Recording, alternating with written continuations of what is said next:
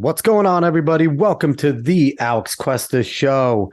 Thank you, everyone, for being here on this Wednesday, November 30th of 2022. Before we get into anything fun, like, share, follow, subscribe, rate 5 stars, spread this word of mouth, and go follow us on these socials.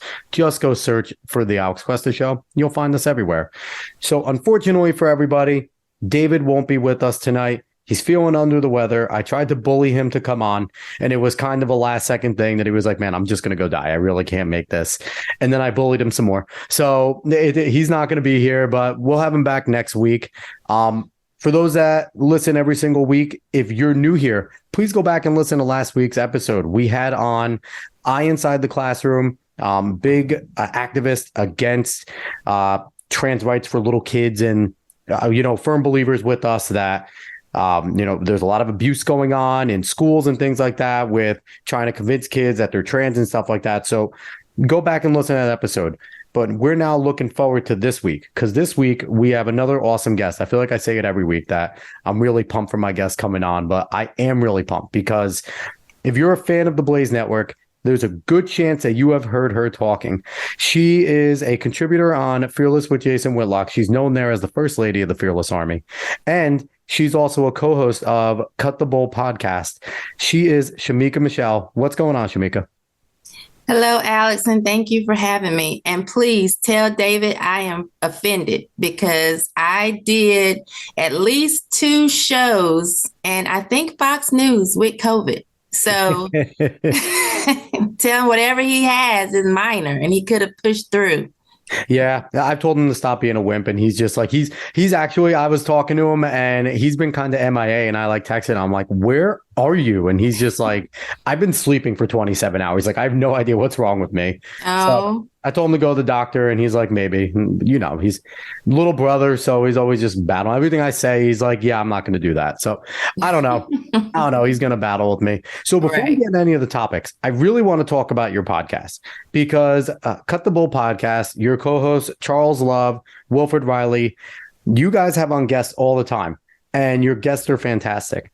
But I want to talk about the dynamic between you three because I really love listening to it. I've been listening to it for a little bit now and it is so much fun. Talk to us a little bit about Cut the Bull podcast, how it came to be. And anyone that goes to listen to it, please scroll all the way down and listen to the samples first, because it is well worth listening to the samples first. But kind of talk about the podcast real quick.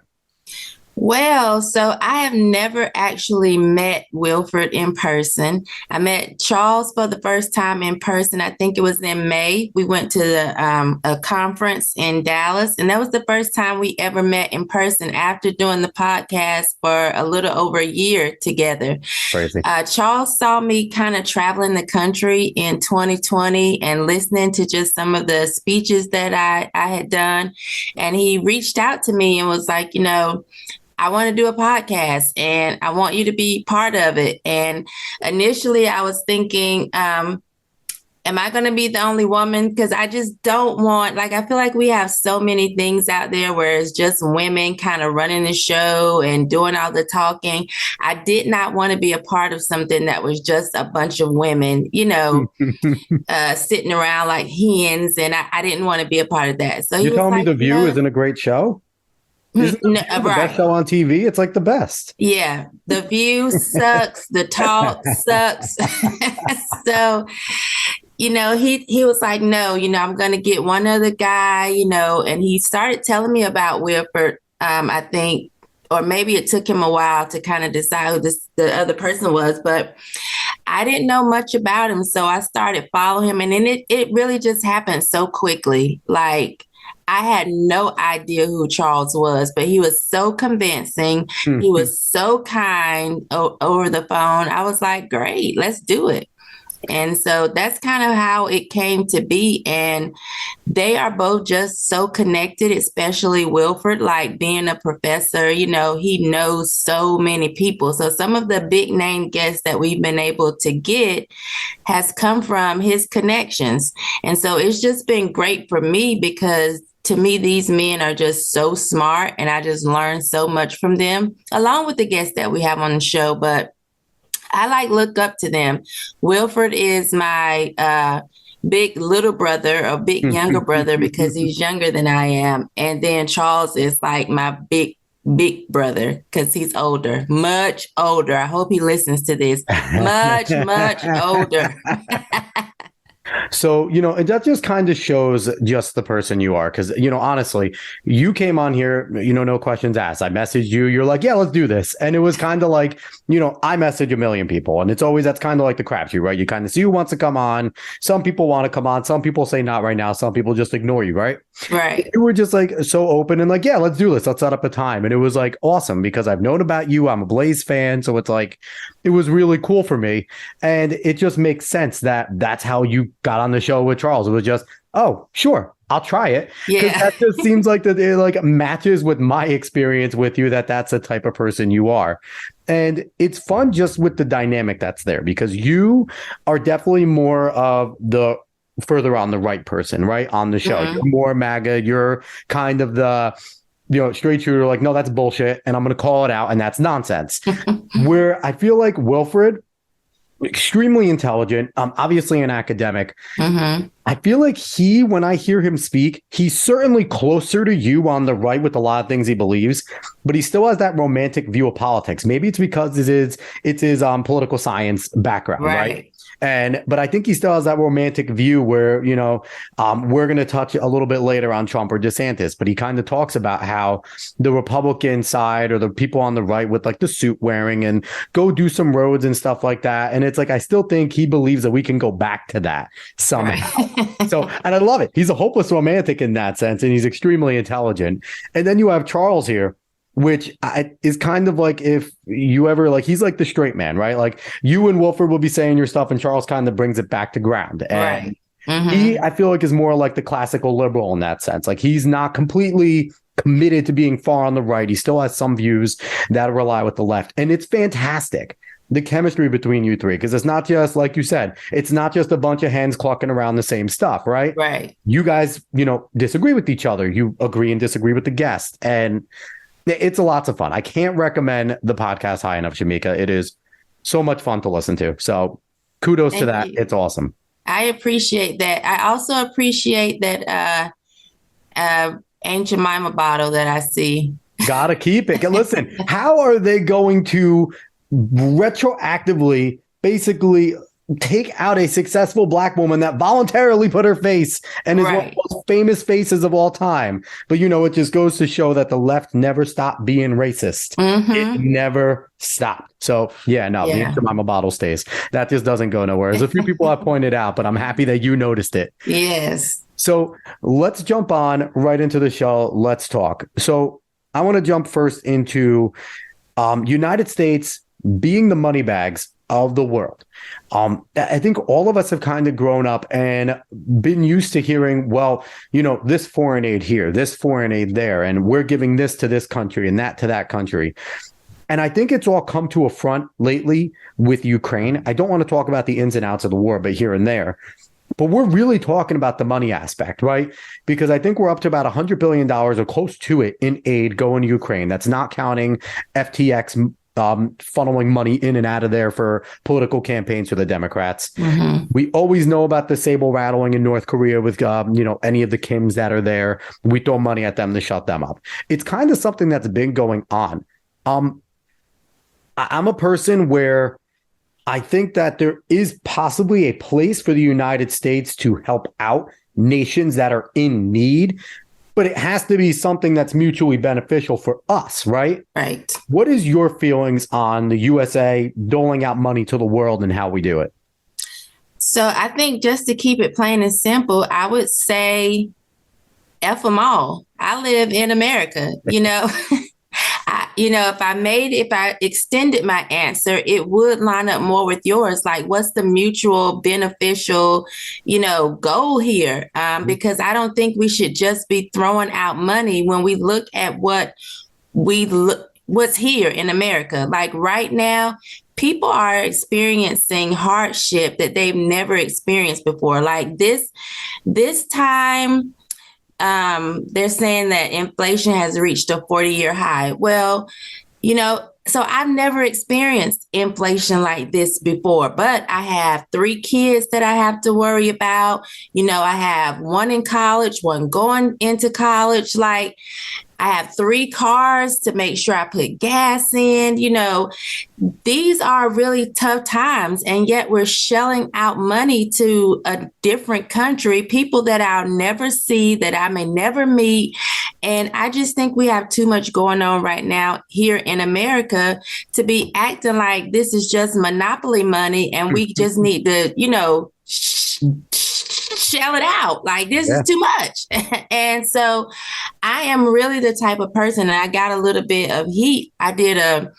Wilford was hosting a radio show, and this was kind of like when the Ukraine-Russia stuff first started. And he asked me, like, what did I think? And I was like, honestly, I don't care. It's not that I don't care about humans or that I want to see people killed or hungry or homeless. That's not it. I live in America, though, and so I am truly America first. And I just feel like unless things are just peachy keen here, we can't afford to keep sending money out when we have people, not even just the people that are homeless, but people who have a place to stay, but they're struggling to keep a roof over their head. Like, that should matter to us. Yeah, and that's kind of similar to my stance on the conflict over with Ukraine and Russia. Just quickly, it's more just, do I want Ukraine to win the war? Yeah, but the only reason is they were invaded and they're a sovereign nation. That's kind of been my stance. No sovereign nation should be invaded. They should be allowed to defend themselves and they should win. And any nation that wants to help Ukraine, go for it. I don't mind us, I kind of do, but I don't, but it's like, whatever. We want to throw a little bit of money out there to show support. Fine. Not basically funding their whole effort. I'm not a fan of that. I get it. Russia's our adversary. We want to help out and get against Russia. Fine. But not what we've been doing and not what we do around the world constantly. I think, I supported Trump. I voted for him twice. I listened to you. I know you supported Trump. One thing that he did was he kind of exposed all of our allies for just not doing their part, just using us as their protection, using us as their money bank, and, criticizing us all the time while doing it. And especially with NATO, when he's just like, we're going to pull out if you guys don't start to pay your fair share. Right. And then all of a sudden we notice, okay, the United States isn't footing the whole bill.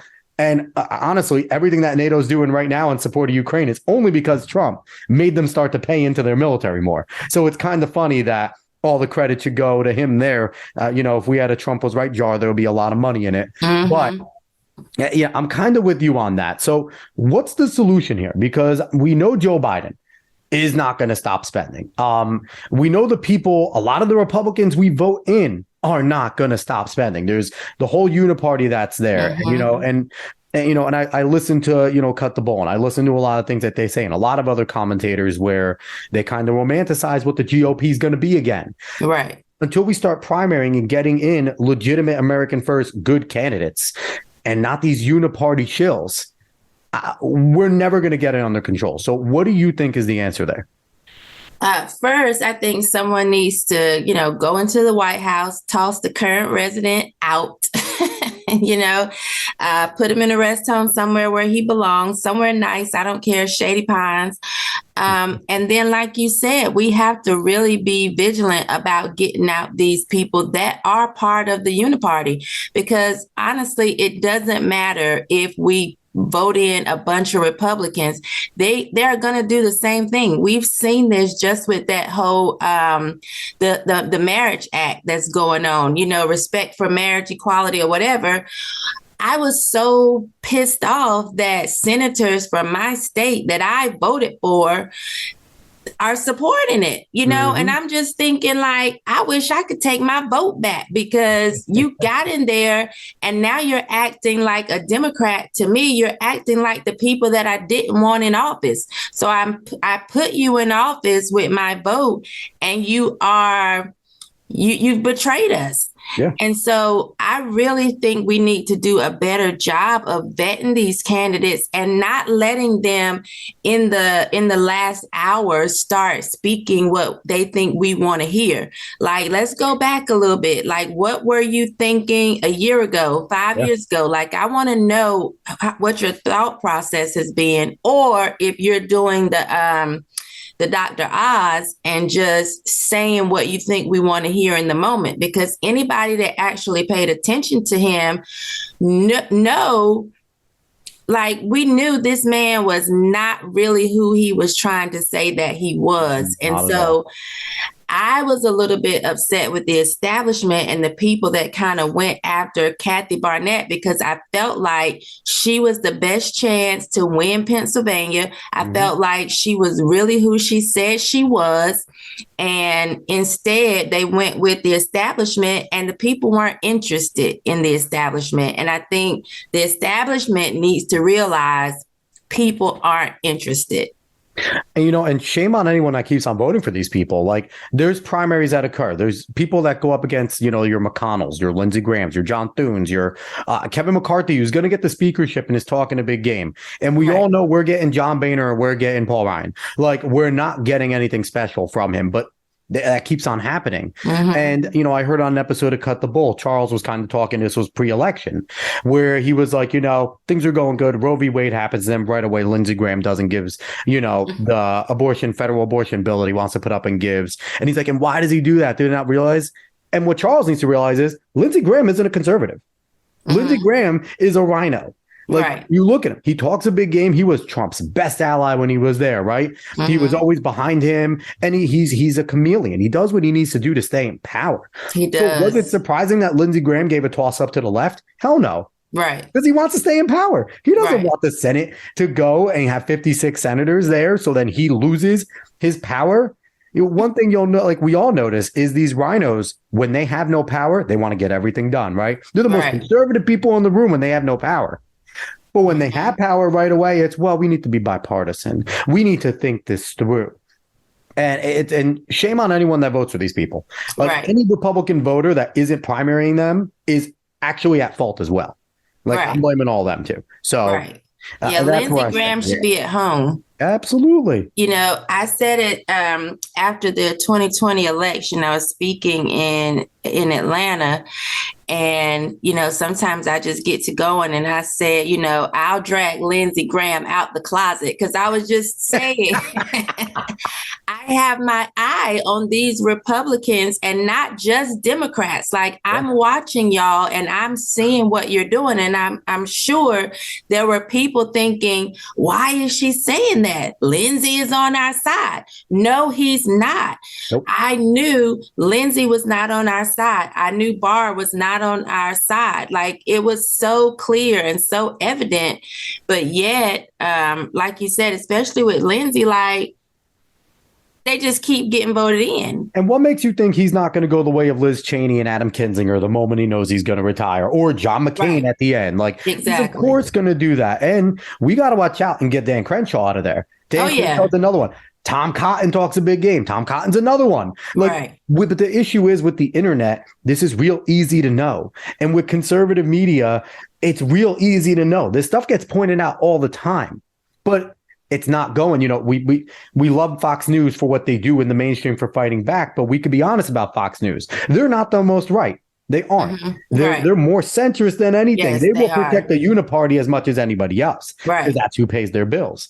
So I don't know, that I feel like we kind of got off track with the money train, but it is on track, because that's how we get this under control, right? So it's real interesting, but we need to keep talking about this, and you need to let Charles know that he needs to stop falling into that trap of calling Lindsey Graham and asking why. We know why, Charles.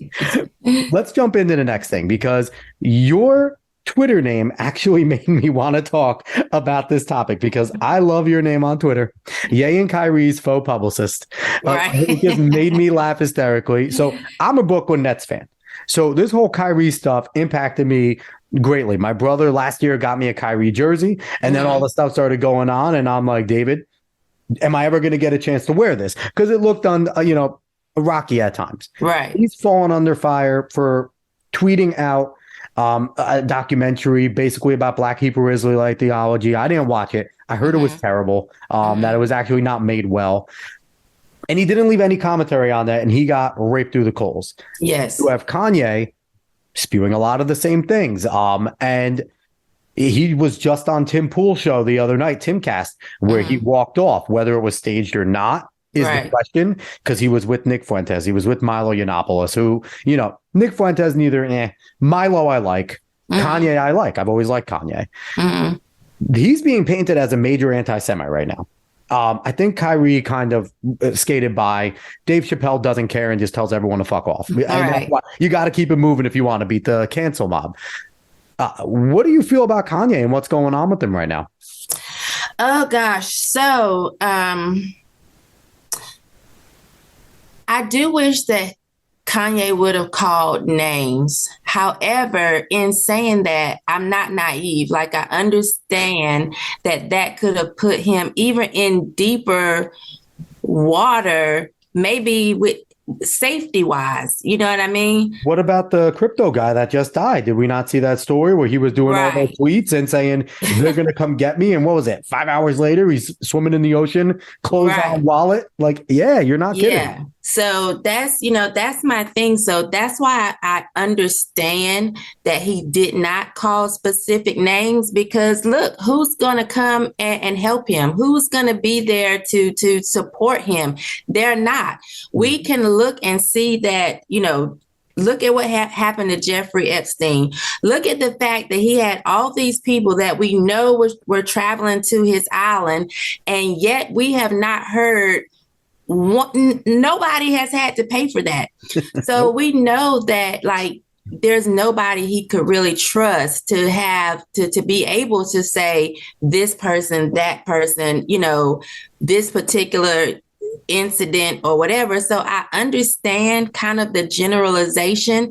It wasn't to really put Jewish people in harm's way. I think it was more of to say, I want to get this out there that this is what's happening, but I don't want to die. Like, I have 4 kids that I would like to be on this earth for. And so that was his way of trying to get it out there without making himself a specific target or from specific people. So I never thought that he was trying to be anti-Semitic at all. I never thought that he was trying to harm Jewish people. I never even saw, even with the whole DEFCON 3 tweet, it was my class reunion that weekend. So I was kind of like on and off of Twitter, but I remember opening it and like thinking to myself, oh, tomorrow after his nap, he's going to get up and he's going to cuss out some Jewish people or fuss them out, or like it was a typo. We know he meant DEFCON. Like, right, loves to do this. But I didn't know it at first because I had no idea. I had to look it up, and I'm like, oh, he didn't even spell it right. I'm so confused.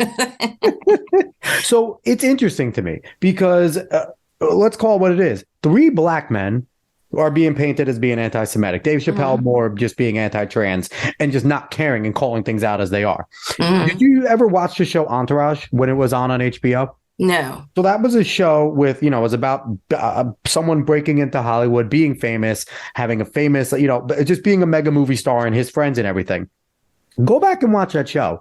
They made jokes all the time, subtle jokes, but jokes about the Jewish people having power and all the same Jews in Hollywood going to the same temple.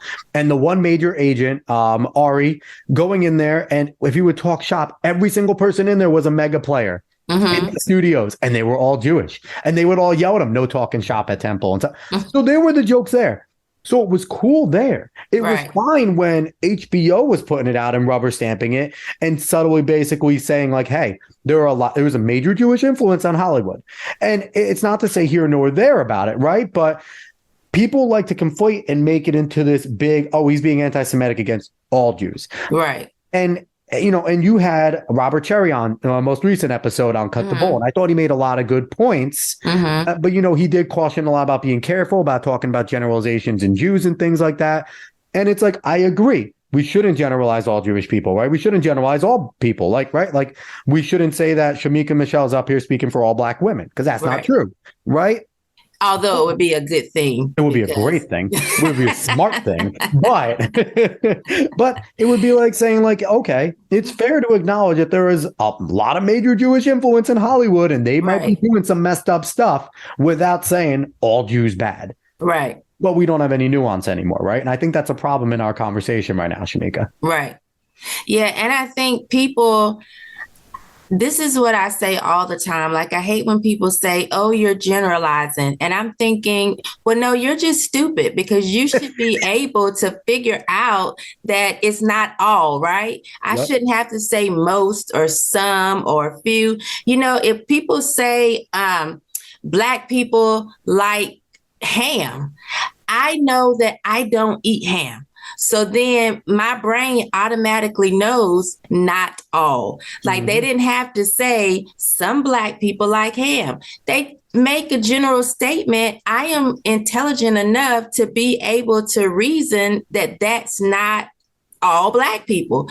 And so I feel like people are just so lazy that they don't want to think. Like, you should be able to know, okay, if I know some decent, upstanding Jewish people that's in the business, that aren't trying to manipulate people, that aren't trying to, then you automatically know it's not all Jewish people. And so for me, I wouldn't look at anybody Jewish simply because of what Kanye said. I wouldn't look at them differently or dislike them or not want to do business with them, or because I'm smart enough to know it's not all. It's not all Jewish people. You know, there are some, and I think that they would do whatever terrible things they did because of who they are as a person, not because of their ethnicity or race or whatever.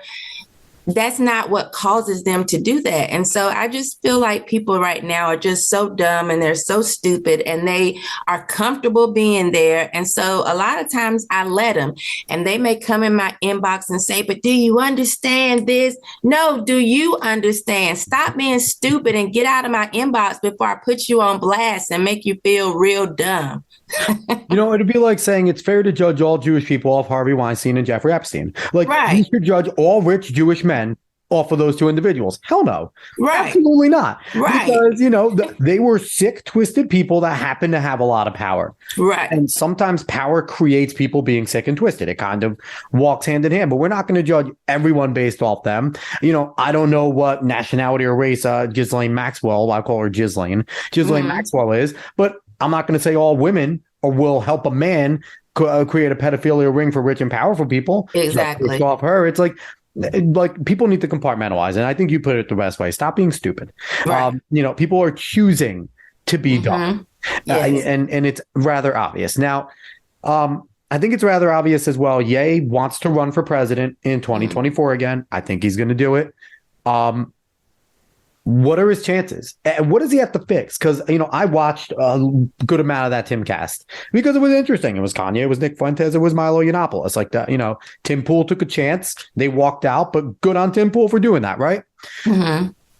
What are his chances? Because if you can't ask him a question without him walking out, how's he going to stand up there and debate anybody? Like, I don't think Ye's an idiot. I don't think Ye can win the presidency.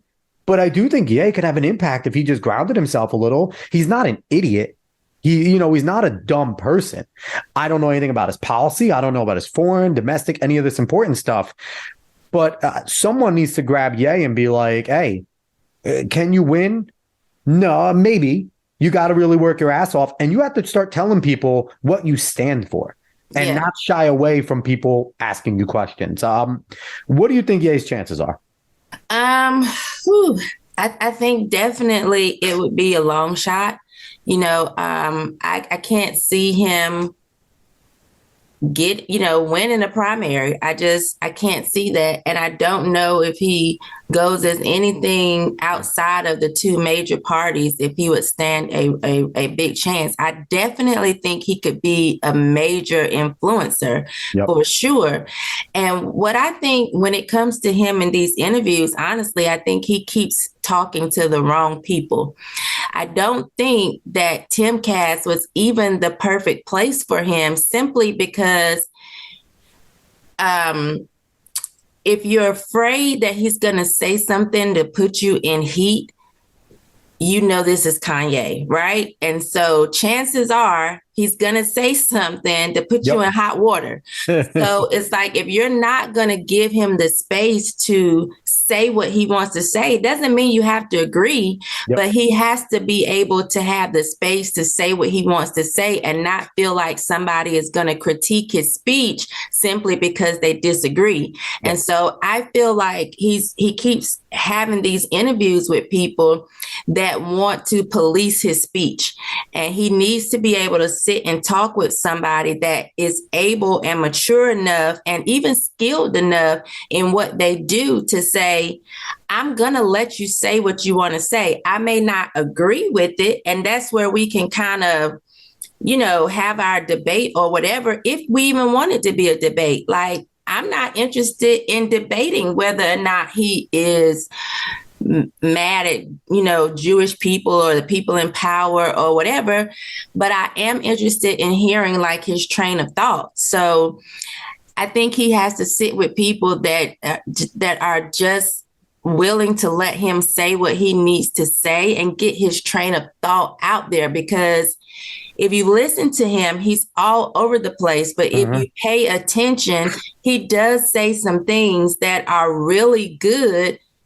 But you got to sometimes go all around the board, you know, to get there. And it's just who he is. Yeah. You know, he said that too. He said that, like, on the Timcast, he's like, you know, pardon me, every question I hear, I have 7 different answers. I kind of have to pick which one. And I kind of believe that. Now, I think a thing for Kanye, what he needs to do is he needs to not go on any shows. He needs to start his own podcast. Could you imagine if Ye started his own podcast? If he just started the Yeezy Cast, Yeezy podcast, it would have 1 million subscribers in a half an hour. Right, and for sure. Everyone from every media outlet would listen and try and get a blurb. And then Ye could just be Ye. I feel like that would be perfect for him. And he could bring on whoever he wants. He could tell him to shut the hell up whenever he wants. It's Ye's show.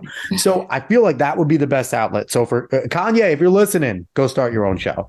And number 2, if Kanye picks up the phone, calls you up and is like, hey, Shemeka, I want you to be my VP. What are you saying? I'm going. But are there going to be stipulations like, hey, we got to find the platform. Like, we got to figure something out that we could be together. Or are you just going to let Ye be Ye and you be you? Yeah, if I would definitely let him be him if he let me be me, because that's like very, very important. And I don't even know if I would want to be the VP. I know somebody is saying, girl, shut up, you would. But I don't know, but I would definitely help out. Like, I would want to see his vision come to pass. Like, I would do everything that I could to help him, because that's just the type of person that I am. So if I got a phone call, I would definitely, you know, sorry, Trump, you didn't call me personally. I mean, that would be a cool ticket, because I feel like the more people will look into you, like, I feel like you would help his ticket immensely, because they would be like, a strong conservative Black woman that's not afraid to speak her mind. Hell yeah, sign us up. I feel like that, and Kanye and just your rallies would be so much fun. Oh, they would. So I'm campaigning to that. Give me a Ye Shemeka ticket, and it is challenging Trump in my eyes. We need this. So speaking of Trump, let's talk about the future. Now, right now, there's only one person running for the Republican Party at this point for 2024. That's Donald Trump. He announced not too long after the midterms. You know, people are kind of criticizing maybe he announced too early, this and that. I mean, Trump's been campaigning since he lost. The guy's been rallying the whole time. So the announcement, I don't think matters really there.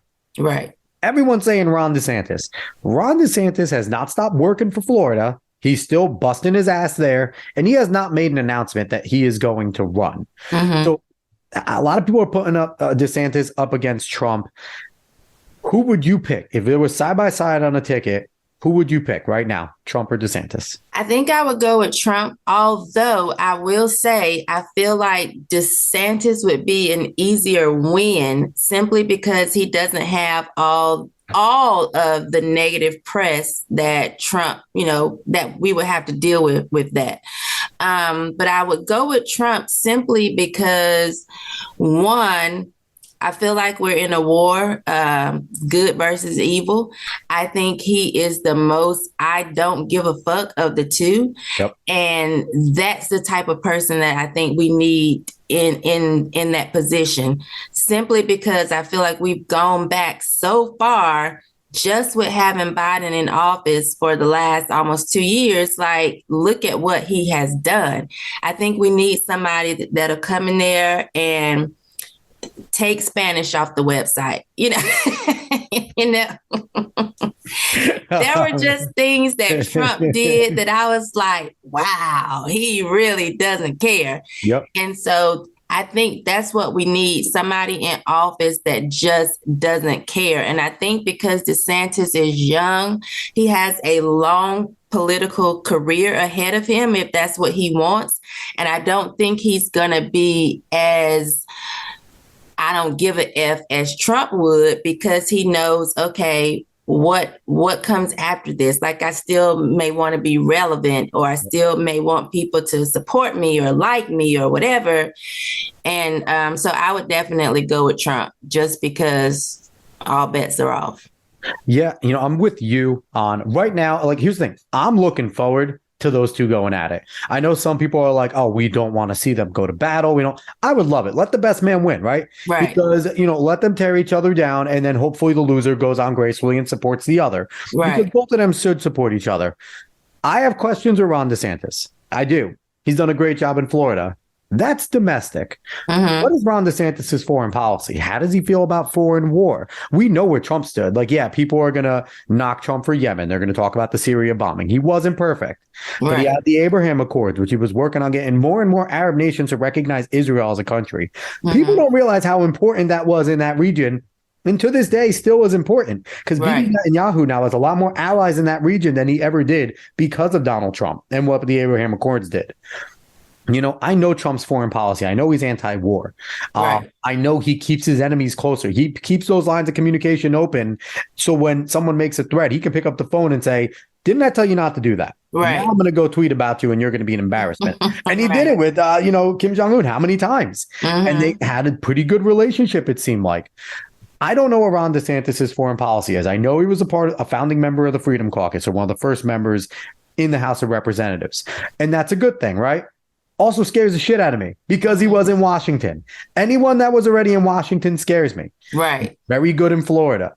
What's he going to do on the federal level? He knows how to play the game in Washington. So Is he now just going to play the game? And that concerns me. I like DeSantis. I like his bravado.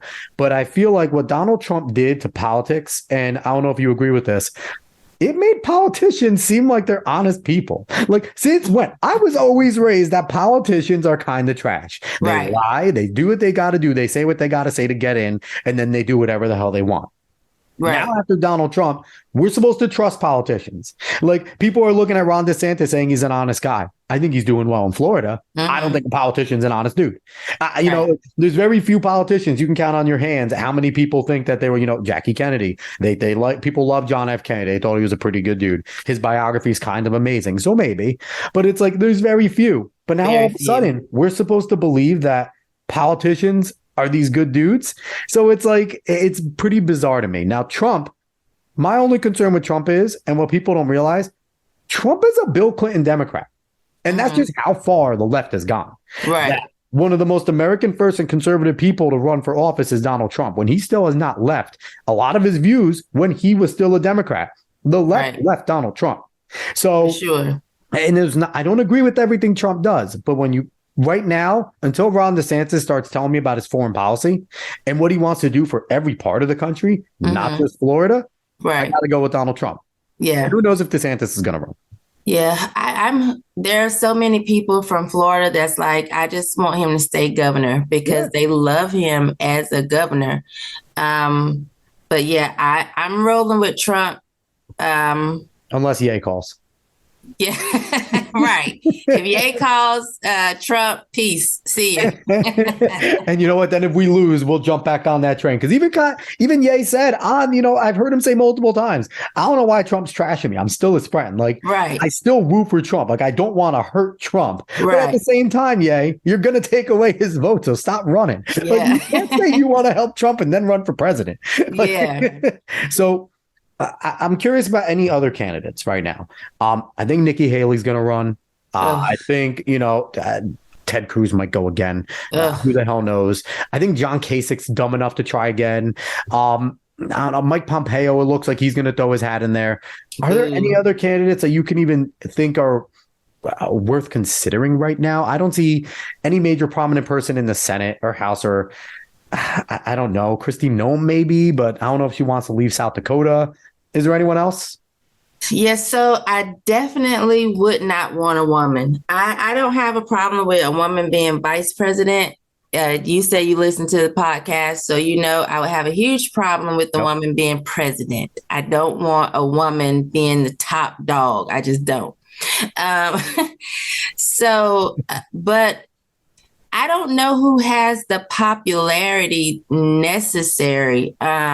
Personally, I like Rand Paul. Yeah. I think just because of the stance, especially that he took during COVID and the lockdowns, and I like him, but I don't know if he has the popularity that would actually win him the nomination. And Ted Cruz, I just don't trust him.